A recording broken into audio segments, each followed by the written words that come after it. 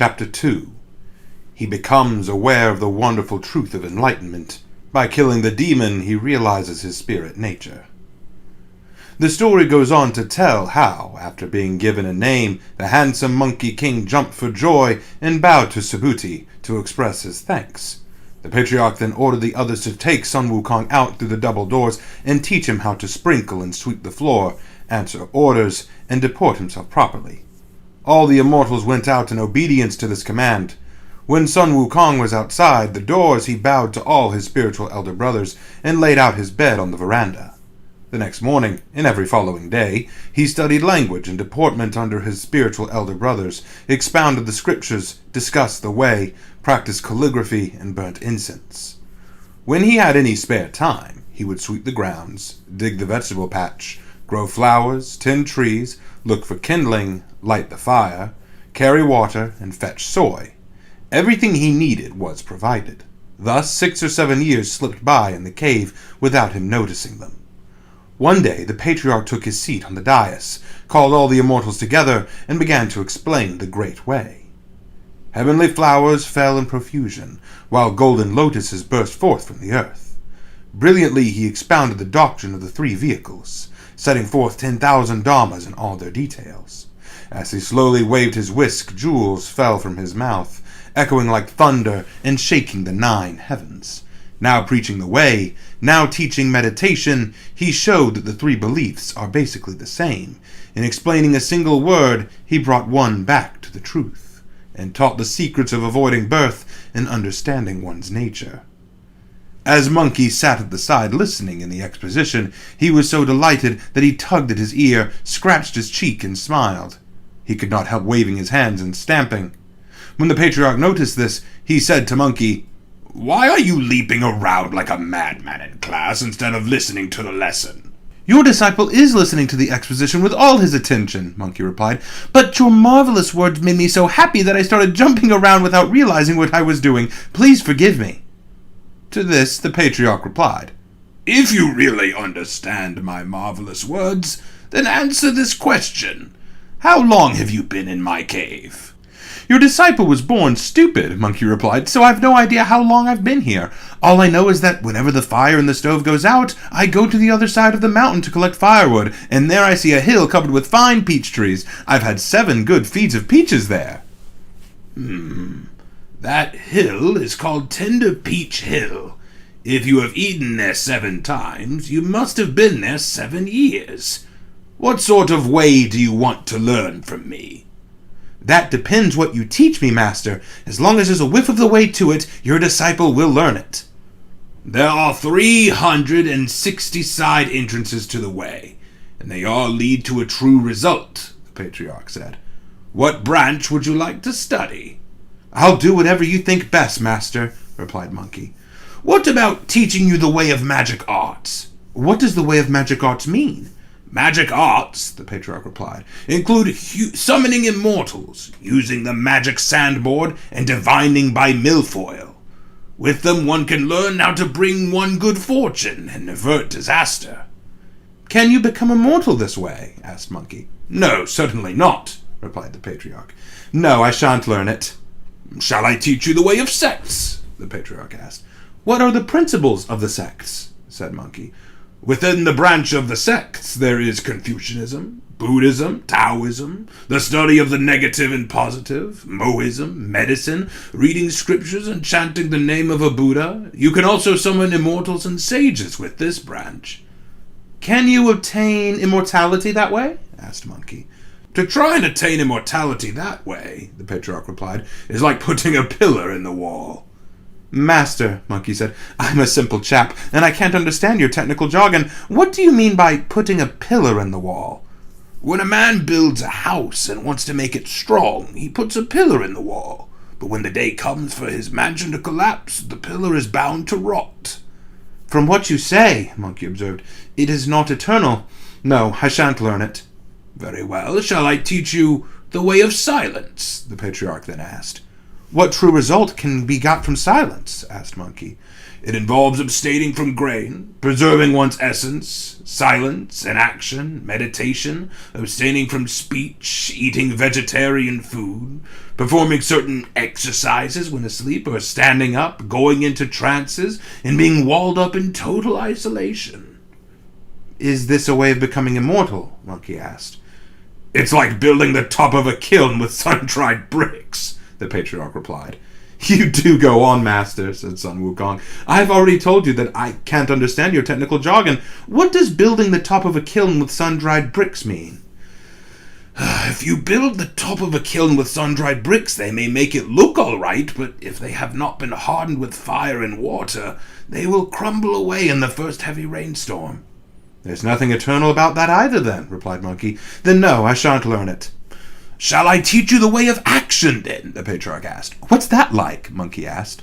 It involves acting and doing, extracting the negative and building up the positive, drawing the bow and leading the crossbow, rubbing the navel to make the subtle humors flow, refining elixirs according to formulae, lighting fires under cauldrons, consuming red lead, purifying autumn stone, and drinking women's milk.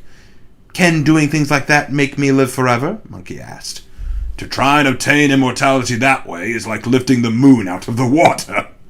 What does lifting the moon out of the water mean, master? The moon is in the sky, the patriarch replied, and only its reflection is in the water. Although you can see it there, you will try in vain to lift it out. Then no, I shan't learn it, Monkey replied. When the patriarch heard this, he gasped and climbed down from his dais. Pointing at Sun Wukong with his cane, he said, You won't study this, and you won't study that. So what do you want, you monkey? He went up to Monkey and hit him 3 times on the head, then went inside with his hands behind his back and shut the main door, abandoning them all. The class was shocked, and they all blamed Sun Wukong. You cheeky ape! You've no idea how to behave! The master was teaching you the way, so why did you have to argue with him instead of learning from him? Now you've offended him, and we don't know when he'll come out again. They were all very angry with him, and regarded him with loathing and contempt. But Sun Wukong was not bothered in the least, and his face was covered with smiles. The Monkey King had understood the riddle, and had an answer hidden away in his mind. So he did not argue with the others, but bore it all without a word. When the patriarch had hit him 3 times, he had been telling him to pay attention at the 3rd watch. And when he went inside with his hands behind his back and shut the main door, he had told the Monkey King to go in through the back door and be taught the way in secret. The delighted Sun Wukong spent the rest of that day with the others in front of the 3 Stars cave, looking at the sky and impatient for night to come. At dusk he went to bed like all the others, pretended to close his eyes, controlled his breathing, and calmed himself down. Nobody beats the watches or calls out in the hour in the mountains, so he had no way of knowing the time except by regulating the breath going in and out of his nose. When he reckoned that it was about the 3rd watch, he got up very quietly, dressed, and slipped out through the front door away from the others. When he was outside, he looked up and saw the moon was bright and clear and cold. The vast space of the 8 points was free from dust. Deep in the trees, a bird slept hidden, while the water flowed from the spring. Fireflies scattered their lights, and a line of geese was stretched across the clouds. It was exactly the 3rd watch, the right time to ask about the way. Watch the Monkey King as he follows the old path to the old back door, which he found to be ajar. The patriarch has left the doors open, so he really intends to teach me the way, he exclaimed in delight. He tiptoed toward, went in sideways through the door, and walked over to the patriarch's bed, where he saw the patriarch sleeping, curled up, facing the inside of the room. Not daring to disturb him, Sun Wukong knelt in front of the bed. Before long, the patriarch woke up, stretched out both his legs, and mumbled to himself. It's hard. The way is very obscure. Don't make light of the gold and the cinnabar. To teach miraculous spells to any but the perfect man is to tire the voice and dry the tongue in vain. Sun Wukong said in reply, Master, your disciple has been kneeling here for a long time. When the patriarch heard that it was Sun Wukong who was speaking, he pulled some clothes on, sat up cross-legged, and shouted, It's that monkey! Why have you come into my room instead of sleeping out front? Master, you told me publicly in front of the altar yesterday that your disciple was to come in here through the back gate at the third watch as you were going to teach me the way. That is why I made so bold as to come pay my respects beside my master's bed." The patriarch was very pleased to hear this, and said to himself, "This wretch was indeed born of heaven and earth. Otherwise he wouldn't have been able to understand my cryptic message." Sun Wukong said, "There is no third pair of ears in this room. Your disciple is the only person here. I hope, Master, that in your great mercy you will teach me the way of immortality. If you do, I'll always be grateful to you." "You are predestined," the patriarch said, "so I shall be happy to tell you. Since you understood my cryptic message, come over here and listen carefully while I teach you the miraculous way of immortality." Sun Wukong kowtowed with gratitude and knelt before the bed, listening with all his attention. The patriarch said, "True spells revealing secrets and all-powerful are the only sure way of protecting one's life. They all come from essence, vapor, and spirit. They must be stored away securely and never to be divulged. Must never be divulged and be stored in the body. Then the way I teach you will flourish of itself. Many are the benefits of learning spells. They give protection from evil desires and make one pure. Make one pure with a dazzling radiance, like a bright moon shining on a cinnabar tower. The moon contains a jade rabbit, the sun a golden crow. The tortoise and the snake are always intertwined. Always intertwined, then life is firm, and one can plant golden lotuses in fire, grasp all the 5 elements and turn them upside down. And when you are successful, you can become a Buddha or an immortal." The patriarch's explanation went to the root of things, and Sun Wukong's heart was filled with bliss as he committed the spells to memory. He bowed to the patriarch to express his deep gratitude, and went out the back door to look.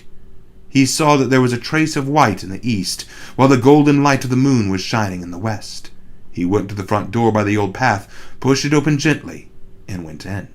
He sat down where he had been sleeping earlier, shook his bedding, and said loudly, "It's dawn! It's dawn! Get up!" The others were all asleep, unaware of Sun Wukong's good fortune. At daybreak he got up and middled through the day, while secretly keeping to what he had been told. In the afternoon and evening he regulated his breathing. After 3 years had passed in this way, the patriarch once more sat on his lecturing throne and expounded the Dharma to the students. He recounted famous sayings and parables, and discussed external phenomena and external appearances.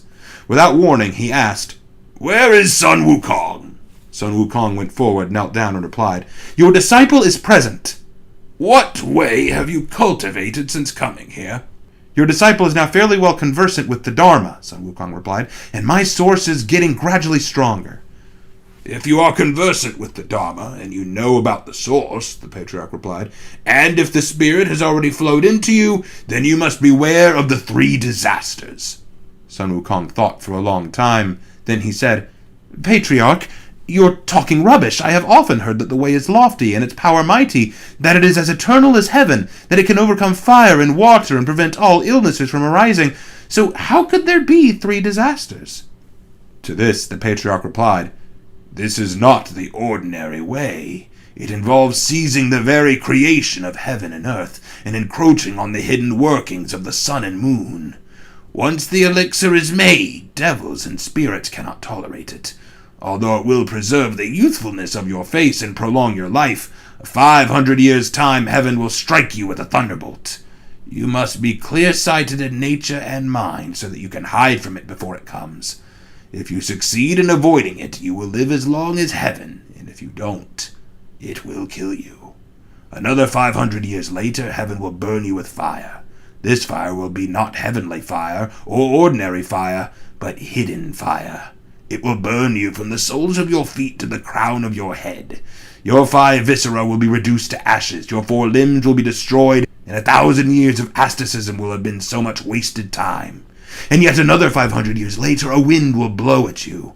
It will not be the north, south, east, or west wind, nor will it be a warm, fragrant wind from the northwest, nor will it be the kind of wind that blows among flowers, willows, pine, and bamboo.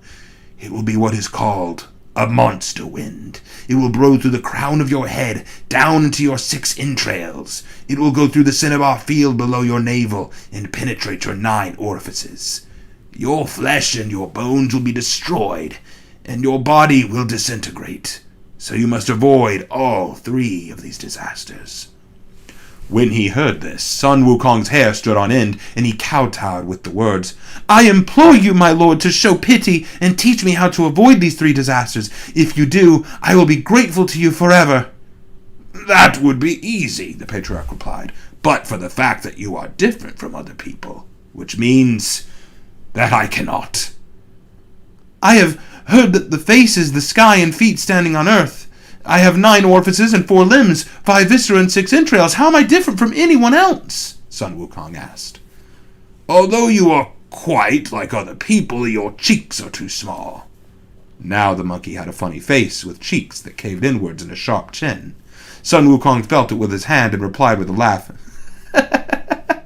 "Master, you didn't take everything into account. Although I'm a bit short of jaw, I've got more dewlap than other people to make up for it." "Very well, then," the patriarch said. "Which would you prefer to learn? The 36 heavenly transformations or the 72 earthly ones?" "Your disciple wants to get as much out of it as he can, so I would like to learn the 72 earthly ones." "If that is what you want," the patriarch replied, "come here, and I'll teach you the spells." Thereupon he whispered into Sun Wukong's ear, and who knows what miraculous spells he taught him. The Monkey King was the sort of person who understands everything once he is told a tiny part, and he learned the spells on the spot. He practiced and trained until he had mastered all 72 transformations. One day the patriarch and all his disciples were enjoying the sunset outside the 3 Stars cave. The patriarch asked Sun Wukong, "Have you succeeded yet?" Sun Wukong replied, "Thanks to your infinite mercy, Master, your disciples' results have been perfect, and I can now rise on the clouds and fly." "Let me see you try a flight," the patriarch said. Sun Wukong used his skill to perform a series of somersaults that carried him 50 or 60 feet into the air, then walked around on the clouds far about as long as it takes to eat a meal.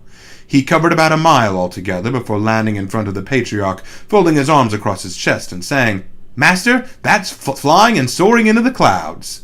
The patriarch laughed. "That's not soaring on the clouds, it's just climbing up them. There's an old saying that an immortal visits the northern sea in the morning and Changwu in the evening. But to take as long as you did just to go a mile doesn't count as climbing on the clouds." "How can it be possible to visit the northern sea in the morning and Kangwu in the evening?" Sun Wukong asked. "All cloud soarers start off from the northern sea early in the morning, visit the eastern, western, and southern seas, and then come back to Kangwu. Kangwu is what the northern sea is called in the Lingling language. When you can go beyond all 4 seas in a single day, you can regard yourself as a cloud soarer." "But that must be very difficult," Sun Wukong observed. "Where there's a will, there's a way," the patriarch replied. "Nothing but halves, Master," replied Sun Wukong with bows and kowtows. "I beg of you in your great mercy to teach me the art of cloud soaring. I promise that I will always be grateful." "Immortals take off with a stamp of their feet," said the patriarch, "but you do it differently. Just now I saw you pull yourself up. As that is the way you do it, I'll show you how to do it your own way, and teach you the somersault cloud." Sun Wukong bowed again, imploring him to do so, and the patriarch taught him the spell. "For this kind of cloud," the patriarch said, "you make the magic by clasping your hands in the special way. Recite the words of the spell, clench your fist, shake yourself, and jump. With 1 somersault, you can go 60,000 miles. When the others heard all this, they were exclaiming with a laugh, "Lucky old Sun Wukong! With magic like that, he could be a messenger delivering official letters and reports, and he'd never go short a meal." When it was dark, the patriarch and his pupils returned to the cave. That night, Sun Wukong moved his spirit, practiced the technique, and mastered the cloud somersault. From then on, he was free from all restraint, and he enjoyed the delights of immortality, drifting around as he pleased. On a day when spring was giving way to summer, and all the students had been sitting under some pine trees listening to the lectures for a long time, they said, "Sun Wukong, in what life did you earn your present destiny? The other day our teacher whispered to you how to do the transformations to avoid the 3 disasters. Can you do them all yet?" "It's true, brothers," said Sun Wukong with a grin. "I can do them all. In the first place, it's because our master taught me, and in the second place, it's because I practiced them hard day and night." "This would be a good time for you to give us a demonstration."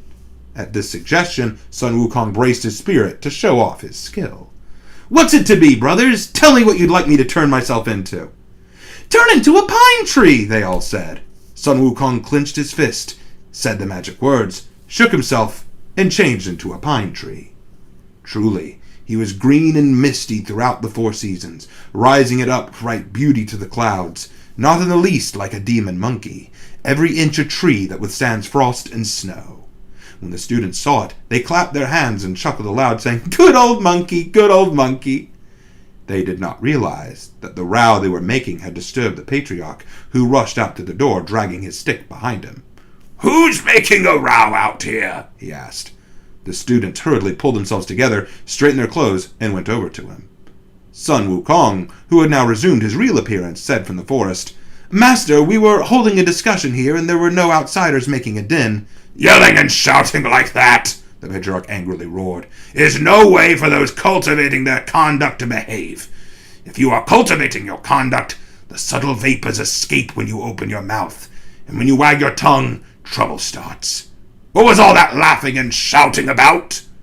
"Just now, Sun Wukong did a transformation for fun. We told him to turn himself into a pine tree, and he did. We all praised and applauded him, which was why we disturbed you with the noise, Master. We beg you to forgive us." The patriarch sent all of them away except for Sun Wukong, to whom he said, "Come here. Is this a way to use your spirit? To change into a pine tree? Is this a skill you should be showing off in front of people? If you saw somebody else doing that, wouldn't you ask him to teach you? If other people see you doing it, they're bound to ask you to teach them. And if you want to keep out of trouble, you'll have to do so. Otherwise, they may do you harm, and then your life will be in danger." Sun Wukong kowtowed and said, "Please, forgive me, Master." "I shan't punish you," the patriarch replied, "but you'll have to go." Sun Wukong's eyes filled with tears. "Master, where am I to go?" "Go back to where you came from." Sun Wukong had a sudden awakening, and he said, "I came from the water-curtained cave on the mountain of flowers and fruit in the country of Aolai in the eastern continent of Superior Body." "If you hurry back there," the patriarch replied, "you'll be able to preserve your life. But if you stay here, it will be absolutely impossible to do so." Sun Wukong accepted his punishment. "Yes, Master," he said. "I've been away from home for 20 years, and I do miss the old days and my children and grandchildren. But when I remember that I have not yet repaid your enormous generosity to me, I can't bring myself to go." "What sort of kindness would you be doing me if you stayed? I'll be happy enough if you keep me out of any disasters you cause." Seeing that there was nothing else for it, Sun Wukong bowed and took leave of him, saying goodbye to all the other students. "Now that you're going," the patriarch said, "I'm sure that your life will not be a good one. Whatever disasters you cause and crimes you commit, I forbid you, under any circumstances, to call yourself my disciple. If you so much as hint at it, I'll know at once, and I'll tear off your monkey skin, chop up your bones, and banish you soul to the ninth darkness. I won't let you out for 10,000 eons." "I promise never to give away a single letter of your name," said Sun Wukong. "I'll just say that I taught myself." Sun Wukong took his leave and went away. Making the spell by clasping his fist, he jumped head over heels, summoned a somersault cloud, and went back to the eastern continent. Within 2 hours he saw the water-curtained cave on the mountain of flowers and fruit. The handsome Monkey King was so pleased that he said to himself, "When I left here my mortal flesh and bones were heavy, but now I have the way, my body's light. No one in the world has real determination. To the firm will, the hidden becomes clear. When I last crossed the seas, the waves got in my way. But now on my return, the journey's easy. The parting words still echo in my ears. When will I see the Eastern Ocean again?" Sun Wukong put away his cloud and headed straight into the mountain of flowers and fruit. As he followed the path there, he heard the call of the cranes and the cries of the apes. The crane calls echoed beyond the Milky Way, and the ape cries were pathetically sad. Sun Wukong shouted, "Children! I am back!" Big monkeys and little monkeys came bounding in their thousands and tens of thousands from caves and the cliffs, from the grass and flowers and down from the trees. They all crowded around the handsome Monkey King, kowtowed, and said, "Your Majesty, you're a cool one. How could you stay away for so long, abandoning us all here? We've been desperate for you to come back. A demon has been mistreating us terribly. He's occupied our water-curtain cave, and we've been fighting for our lives with him. Recently, he's been stealing our things and carrying off many of our youngsters. We've had to stay awake all night to guard our families. Thank goodness you've come back. Another year without you, Your Majesty, and every one of us would be under his control, cave and all." Sun Wukong was furious. "Who is this demon? What an outrage! Tell me everything about him, and then I'll go and give him what's coming to him." The monkey host kowtowed again and said, "Your Majesty, the wretch called himself the Demon King of Confusion. He lives north of here." "How far away is his lair?" Sun Wukong asked. "He comes and goes in cloud and mist, and with wind and rain, or thunder and lightning, so we don't know how far it is." "If that's how it is," Sun Wukong replied, "then don't worry. Just keep yourself amused while I go and find him." The splendid Monkey King jumped up into the air, and as he somersaulted toward the north, he saw a high and precipitous mountain. It was a fine sight. Perpendicular peaks jutting straight up. Deep, sunk, winding streams. The perpendicular peaks jutting straight up pierced for the sky, and the deep, sunk, winding streams led to the underworld. On pairs of cliffs, the plants compete in strangeness. Elsewhere, pine vines are greenness with bamboo. To the left are docile dragons. To the right are tame tigers. Iron oxen plowing are a common sight. Golden coins are always sown as seeds. Hidden birds sing beautifully. Red phoenixes stand in the sun. Racing over stones, the clear waves twist and bend in a vicious torrent. Many are the famous mountains in the world, and many the flowers that bloom and wither on them. But this scenery is eternal, unchanging through the 4 seasons. It is truly the mountain from which the 3 worlds spring, the cave in the belly of the water that nourishes the 5 elements. As the handsome Monkey King stood, gazing in silence at this view, he heard voices. When he went down the mountainside to look, he found the cave in the belly of the water facing the cliff. Several minor demons were dancing around in front of the cave doors, and they ran away as soon as they saw Sun Wukong. "Wait a moment," Sun Wukong said. "I want you to take a message from me. I am the king of the water-curtain cave in the mountain of flowers and fruit that lies due south of here. I've come to find that demon of confusion of yours, or whatever he's called, the one who's been mistreating my children and grandchildren, and have it out with him." The minor demon scuttled to the cave and reported, "A disaster, Your Majesty!" "What do you mean, disaster?" the Demon King asked. "There's a monkey outside the cave," the minor demon reported, "who says that he's the king of the water-curtain cave on the mountain of flower and fruit. He says you've been bullying his children and grandchildren, and that he's come specifically to find you, to have it out with you." The Demon King laughed. "Those monkey devils are always going on about a king of theirs who's renowned the world to cultivate his conduct. I suppose it must be him who's here now. Did you see how he was dressed or what weapon he was carrying?" "He hasn't got any weapons. He's bareheaded, and he's wearing a red gown belted with a yellow silk sash and a pair of black boots. He isn't dressed like a monk or a layman or an immortal. He's barehanded and empty-fisted, and he's standing outside the doors yelling." "Bring me an armor and weapons," the Demon King when he heard this. The minor demons produced them at once, and when he had donned his armor, he went out the door with all his demons, his sword in hand. "Who is the king of the water-curtain cave?" he roared. Sun Wukong took a quick look at him and saw that on his head he wore a dark golden helmet, glistening in the sun. On his body he wore a black silk gown, flapping in the breeze. Below that he wore black metal armor, girt with a leather belt. On his feet he wore patterned boots, as splendid as a field marshal's. His waist was 10 feet round, and his height was 30 cubits. In his hand he held a sword, with gleaming point and edge. He called himself the Demon King of Confusion, and his appearance was truly dazzling. "You insolent demon!" shouted the Monkey King. "Your eyes may be big, but you can't see who I am." The Demon King laughed at him. You don't even stand 4 feet from the ground. You're still in your 20s and you've got no weapon in your hand. What sort of mad courage makes you challenge me to a fight? You insolent demon, retorted Sun Wukong. How blind you are! You may think I'm small, but I can grow easily enough. You may think I'm unarmed, but I could pull the moon down from the sky with my 2 hands. Oh, don't worry. Old Sun Wukong will sock you one. Sun Wukong gave a jump and leapt into the air, taking a swing at his face. The Demon King put out his hand to stop him and said, Look how big I am, you dwarf! If you use your fist, I'll use my sword. But I'd only make myself look ridiculous if I kill you with a sword. Wait till I put my sword down, then I'll give you a display of boxing. Well said, exclaimed Sun Wukong. Spoken like a man. Come on, then! The Demon King dropped his guard to throw a punch, and Sun Wukong rushed in towards him, punching and kicking. When he spread out his hand, it was enormous, and when he clenched his fist, it was very hard. Sun Wukong hit the demon in the ribs, kicking his backside, and smashed several of his joints. The Demon King seized his steel sword that was as big as a plank and swung it at Sun Wukong's skull.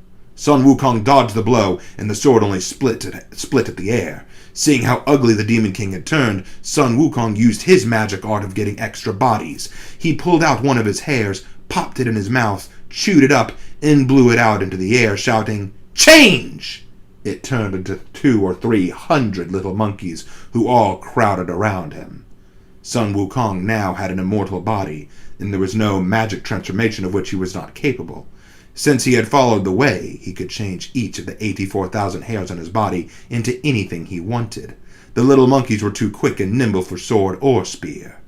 Look at them, leaping forwards and jumping backwards, rushing up and surrounding the Demon King, grabbing him, seizing him, poking him in the backside, pulling at his feet, punching him, kicking him, tearing his hair out, scratching at his eyes, twisting his nose, all picking him up together and throwing him to the ground. They went on until they had beaten him to a pulp. Sun Wukong snatched his sword from him, told the little monkeys to get out of the way, and brought it down on the crown of his head, splitting it in 2. Then he led his forces charging into the cave where they exterminated all of the demons, big and small. He shook his hair and put it back on his body. The monkeys who did not go back on his body were the little monkeys the Demon King had carried off from the water-curtain cave. Sun Wukong asked them how they had got there. There were 30 or 40 of them, and they replied with tears in their eyes, "It was after your majesty went off to become the immortal. He had been fighting with us for the last 2 years. He brought us all here by force. All the things here, the stone bowls and plates, was stolen from our cave by that beast." "If it's our stuff, take it all out," said Sun Wukong. He then set fire to the cave in the belly of the water and burned it to a cinder. "Come back with me," he ordered the monkeys. "Your majesty," they replied, "when we came here, all we could hear was the wind howling in our ears as it blew us here, so we don't know the way. How are we ever going to get back?" "There's nothing at all to that spell he used," said Sun Wukong. "I can do it too, as now I only have to know the smallest bit about something to understand it completely. Shut your eyes and don't worry." "Oh, splendid Monkey King!" He recited a spell, took them riding on a hurricane, then brought the cloud down to the ground. "Open your eyes and look, children," he shouted. As soon as the monkeys' feet touched the ground, they recognized their home. In their delight, they all ran along the familiar path of the cave, and the monkeys who had stayed in the cave all crowded in as well. They divided themselves into age groups and bowed in homage to the Monkey King. Wine and food were laid out to celebrate, and they asked him how he had defeated the Demon King and saved their children. When Sun Wukong had told them the whole story, the monkeys were full of admiration. "Where did you learn such arts, your majesty?" they asked insistently. "When I left you," Sun Wukong replied, "I followed the waves and the curtains and drifted across the eastern ocean to the southern Jambu continent. Here I taught myself to take human form and to wear their clothes and boots. I swaggered around for 8 or 9 years, but I never found the way, so I sailed across the western ocean to the western continent of Catalgift. After long inquiries, I was lucky enough to meet a venerable immortal who taught me the true result, which makes me as immortal as heaven and the great Dharma gate to eternal youth." The monkeys all congratulated him and exclaimed that his like could not be found in 1,000,000,000 years.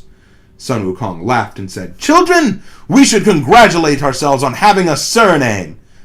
"What is your majesty's surname?" the monkey masses asked.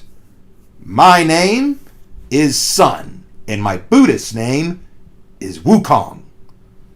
The monkeys all clapped their hands with joy and said, "Your Majesty is Old Sun, and we are Second Son, Third Son, Thin Son, Little Son, a family of sons, a nation of sons, a din of sons." They all offered Old Sun their respect with big plates and small bowls of coconut toddy, grape wine, magic flowers, and magic fruit.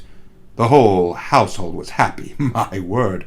But uniting themselves with a single surname, they were waiting to be transferred to the Register of Immortals. If you don't know how this ended, and want to know about the rest of their lives there, then listen to the explanation in the next installment.